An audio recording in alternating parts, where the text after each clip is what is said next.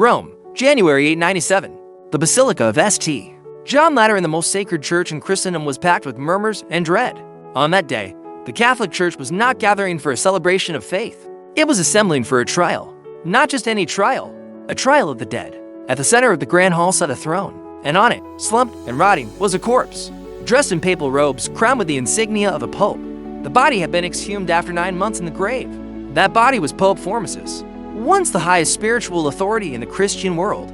Now, he was a defendant in his own posthumous trial. The man presiding over this grotesque court was Pope Stephen VI, a furious, red-eyed man backed by political enemies of Formosus. And this was no parody.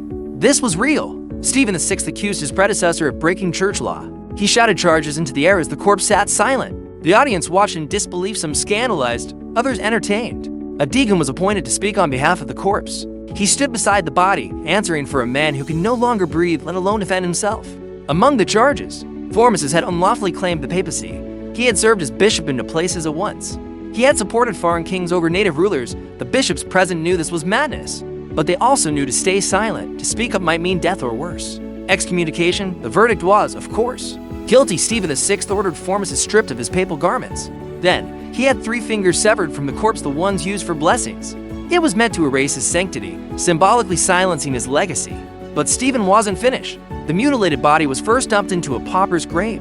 Then, shortly after, exhumed again, this time to be thrown into the river Tiber, as if Rome could forget, as if the church could wash away the past. But the corpse would not disappear quietly. Legend says it was recovered by monks, secretly reburied, and Rome began to whisper. The Cadaver Synod was meant to be a statement of power. Instead, it revealed the church's deepest fractures, and for Stephen VI, the consequences would be swift and violent. Because in medieval Rome, power was fleeting, and vengeance, even for the dead, always found its way home. They say history repeats itself, but what about the parts we forgot? Welcome to Echoes of History, the channel where we dig up the dusty corners of the past to uncover the weird, the wild, and the wait, what? Stories they didn't teach you in school. Grab your curiosity, and maybe a cup of tea, because what you're about to hear might just change how you see the world. Before the trial, before the severed fingers and the river, there was just a man, Formosus. Born around 816 AD, likely in Rome, Formosus rose through the church during one of the most chaotic centuries in European history. The 9th century was a time of warlords, fractured empires, and violent ambition. The Pope was not just a spiritual leader, he was a kingmaker. And Formosus, with his intelligence, diplomacy, and cunning, climbed the ladder quickly. By 864, he had become Bishop of Porto, one of the most important posts near Rome. He wasn't just a priest, he was a political player. He traveled to Bulgaria, won the favor of King Boris I, and impressed rulers with his tact and authority. But in Rome, that kind of influence could be deadly. His rise drew the suspicion of Pope John VIII, a paranoid, embattled man. In 872, Formosus was excommunicated, the charges deserting his post, overreaching his authority, and allegedly harboring ambitions for the papacy. Whether true or not, it didn't matter. He was cast out, but like many power players in medieval politics, Formosus didn't stay down. After Pope John VIII was assassinated, likely poisoned or bludgeoned, Formosus was forgiven and reinstated. He returned quietly to Porto and waited. Years passed, and then, in 891, the moment arrived. The papacy was open, and Formosus, now older and more cautious, was elected pope. He took the throne in a divided church. The powers were fighting for influence over the papacy. Lambert of Spoleto, the son of a powerful Roman duke, Arnulf of Carinthia, a Frankish king from the north, Formosus chose Arnulf. It was a dangerous move. The Spoletan family controlled Rome. They believed the papacy belonged to them as a birthright. By supporting Arnulf, Formosus challenged that idea publicly. He invited Arnulf to Rome, crowned him Holy Roman Emperor, and pushed the Spoletans out of papal politics. But the power shifted in at last. Soon after, Arnulf fell ill, possibly poisoned, and returned north. Lambert returned to Rome, and Formosus, he was left isolated. In 896, he died possibly of a stroke, or maybe not. Some whispered of poison, some whispered of murder. Regardless, he was buried with honors. His papacy was over, but the story wasn't. Because Lambert and his allies, especially his mother, the iron-willed Ageltrude, wanted revenge. They viewed Formosus not as a pope, but as a traitor. So, when their ally, Stephen VI, became pope shortly after Formosus' death, they demanded action, and Stephen delivered. He dug up the man who had once stood in their way. He would undo his papacy, erase his influence, and make him a warning. It was personal, it was political, and it was brutal. But to understand why this happened, we must also understand this. Formosus wasn't hated because he was evil. He was hated because he played the game, and for a moment, he won. In a world of bloodlines, ambition, and shifting loyalty, that made him dangerous. And in Rome, dangerous men rarely died in peace. In the aftermath of Formosus' death, Rome should have moved on. But instead, it was preparing for revenge. And at the center of that vengeance stood one man, Pope Stephen VI. Stephen was not a visionary. He was not a spiritual reformer. He was a political survivor. When he became Pope in 896 AD, it wasn't because of divine inspiration. It was because he had powerful friends. Stephen was deeply connected to the Spoletan family, specifically Lambert of Spoleto, and his formidable mother, Gertrude. They didn't just want influence, they wanted retribution. Because Formosus, in their eyes, had betrayed them, he had backed a foreign king Arnulf of Carinthia and crowned him emperor.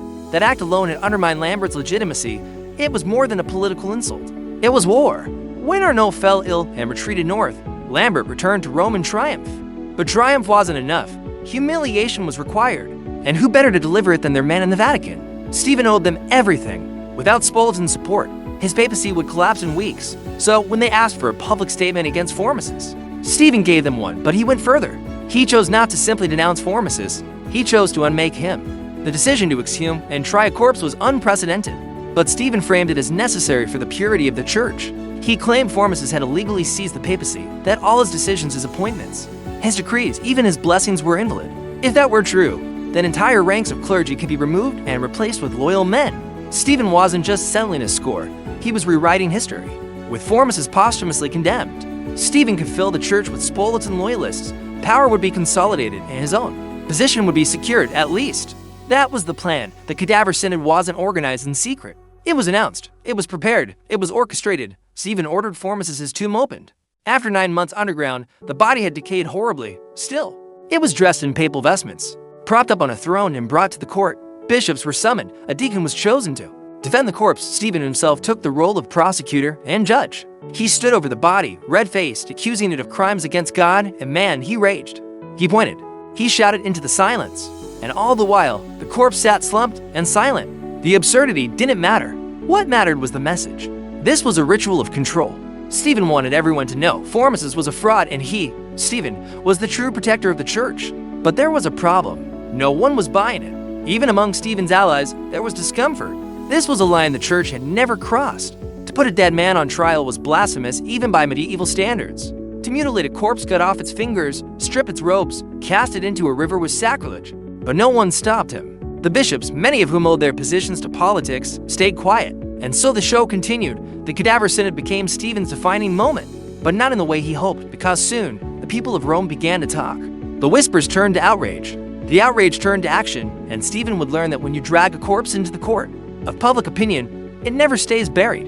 It was early morning in Rome. The sun had barely risen. But already, people were gathering at St. John Lateran, not for mass, not for prayer, but for a trial. The basilica was transformed. Candles flickered in the cold air. The air smelled of wax, damp stone, and something worse rot. At the front of the church, a throne had been placed. Not for a living pope, but for a corpse. 9 months dead, Formosus had been dug from his grave. His skin was blackened. His eyes were gone. His body had collapsed in places. But attendants had done their best. They tied him upright with ropes. They dressed him in papal robes. They placed a crown on his ruined head. And then, they waited. The crowd was silent when Pope Stephen VI entered. He looked wild, red in the face, eyes sharp and restless. He took his seat in front of the corpse. Then he raised his voice and called the court to order. The Cadaver Synod had begun. A deacon stepped forward. He had been assigned to speak for the corpse. He stood beside Formosus, trembling. It was a farce, but a dangerous one. Stephen began the charges. He accused Formosus of violating canon law by becoming pope while still Bishop of Porto, coveting the papacy, supporting foreign kings, betraying the Roman people. The corpse didn't move, but Stephen raged on. At times, he shouted directly at the body. At times, he mocked the deacon. "Speak, Formosus. Defend yourself." Of course, there was no reply, but the silence only fueled Stephen's anger. Witnesses said his voice echoed like thunder. Some said he looked possessed. Others said he was afraid. Bishops sat nearby.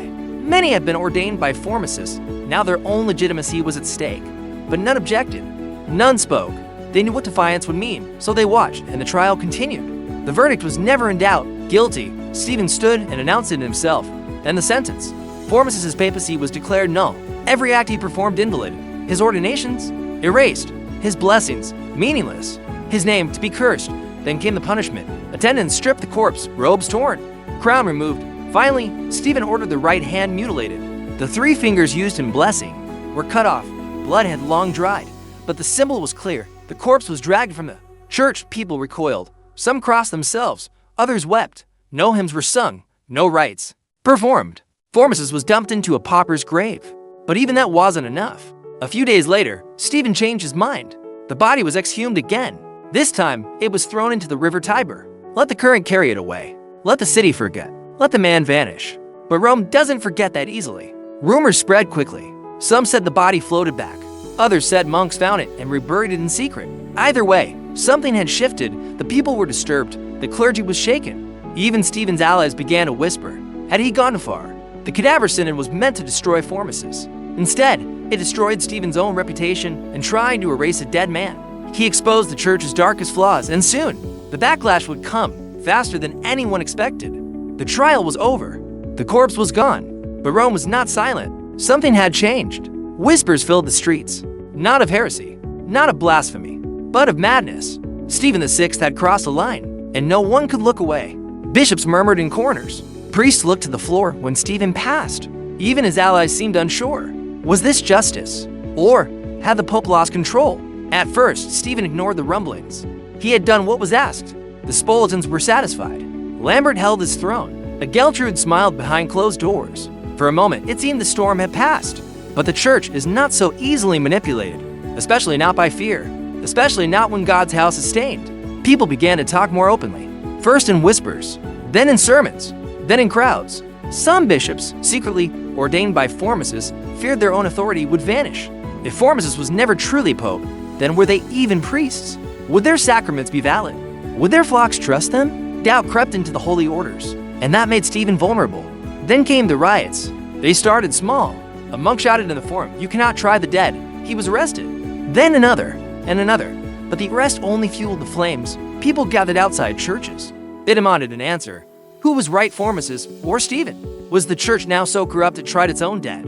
Would the next pope face the same fate?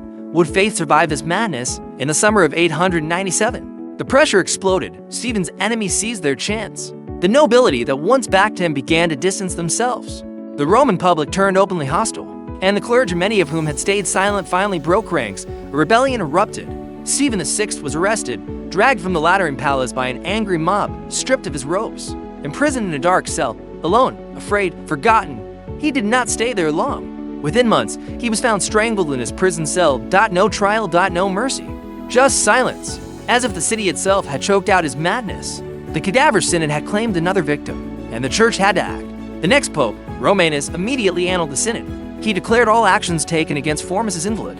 Then he reburied the body in a sacred tomb, with honors, with dignity, with fear, because now everyone understood, even in death, popes could shake the world. The corpse was back in its grave. The pope who ordered its trial was dead. The church had tried to bury the shame, but history doesn't forget that easily. The Cadaver Synod became a scar, an ugly, undeniable moment etched into the legacy of the papacy. It wasn't just scandalous, it was absurd, unholy, and unforgettable. In the centuries to come, people would ask, how did it happen? How could a pope try a corpse? The answers never got easier. Power, fear, revenge. Those three forces, when mixed, can rot even the most sacred halls. For the church, the damage lingered. Pope Romanus tried to clean things up, but his reign was short. He was deposed within months. Then came Theodore II, who only ruled for 20 days. Still, in those 3 weeks, he restored Formosus' reputation. He brought peace to the clergy who had been ordained by him. But even that wasn't the end. In 898, Pope John IX convened councils to officially condemn the Cadaver Synod. He made sure no one would try such a thing again. He ordered the records destroyed. He tried to erase the whole event, but rumors persisted. Whispers grew, and some said not everyone agreed with the reversal. Later, Pope Sergius III, a former supporter of Stephen VI, took the throne. He reinstated the Cadaver Synod. He declared Formosus guilty once more. And so, the church's position shifted again. Formosus was holy. Then he wasn't. Then he was. Then maybe not. What was once law became myth. What was once myth became infamy. Today, the Cadaver Synod stands as one of the strangest events in religious history. A cautionary tale, a moment when politics devoured piety, and a reminder that even the dead are not safe from the living in modern times. Historians still debate its meaning. Was Stephen insane? Was he a puppet? Was he simply doing what all leaders do, rewriting the past to serve the present? We'll never know for sure, but one thing is certain. Formosus, in death, became more powerful than he ever was in life. His trial didn't erase his memory. It immortalized him. His mutilated corpse became a symbol, not of guilt, but of the Church's darkest hour. A moment when sacred power turned on itself. And that image of a pope on trial, long after his soul had flown, still haunts the Vatican's history, still humbles the throne of St. Peter, and still reminds us, no matter how high you rise, the grave is never the end. That's it for today's Forgotten Tale. If this story made you raise an eyebrow or to don't forget to like, subscribe, and ring that dusty little bell so you never miss another echo from the past. Drop it in the comments. We're always listening for new echoes. Got a weird bit of history you think we should cover? Until next time, keep your curiosity loud and your history weird. That's it for today's Forgotten Tale. If this story made you